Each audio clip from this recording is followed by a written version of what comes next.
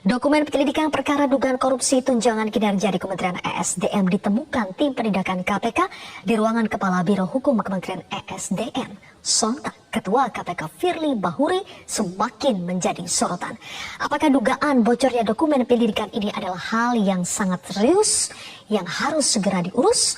Saya akan membahasnya bersama dengan mantan Ketua KPK Abraham Samad serta Koordinator Masyarakat Anti Korupsi Indonesia atau MAKI Boyamin Saiman. Selamat malam Bang Samad, Mas Boyamin.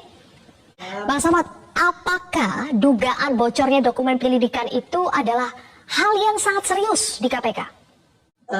Selain ini adalah hal yang sangat serius karena ini bukan sekedar surat penyelidikan, bukan sekedar surat ini, tapi adalah dokumen hasil penyelidikan. Jadi ini sangat substansial.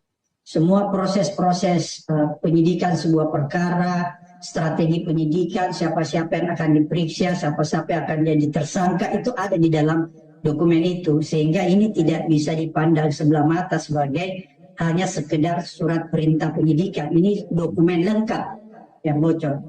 Oleh karena itu, karena saking seriusnya, tadi benar apa yang disampaikan Pak Boyamin bahwa ini kan bisa dikategorikan juga merintangi, menghalang-halangi proses penyidikan sebuah kasus ya. Oleh karena itu kita memandang bahwa apa yang terjadi ini adalah persoalan yang sangat serius. Pertama ada pelanggaran etik dan pelanggaran perilaku yang dilakukan Ketua KPK sekarang ini. Kemudian selain pelanggaran etik dan pelanggaran perilaku, kalau kita melihat bocornya dokumen tersebut sudah dapat dikategorikan sebagai sebuah pelanggaran pidana yang harus ditindaklanjuti oleh aparat penegak hukum. Karena paling tidak dari hasil telaah kita itu ada 4 poin undang-undang yang dapat digunakan untuk menjerat Ketua KPK ini masuk dalam kategori tindak pidana. Pertama, pasal 36 junto pasal 65 Undang-Undang KPK. Kemudian ada pasal 21 Undang-Undang Tindak Pidana Korupsi. Kemudian pasal 112 KUHP yang mengatur mengenai tindak pidana membocorkan surat dan keterangan rahasia untuk kepentingan negara. Dan yang terakhir juga ini melanggar pasal 54 junto pasal 17 Undang-Undang Keterbukaan Informasi Publik. Berbicara yang bersangkutan, sebetulnya siapa sih yang punya akses ke dokumen penyelidikan ini? Ya kan kita sudah bukan rahasia umum lagi bahwa ketua itu kan harus bertanggung jawab terhadap bocornya sebuah dokumen yang sangat serius.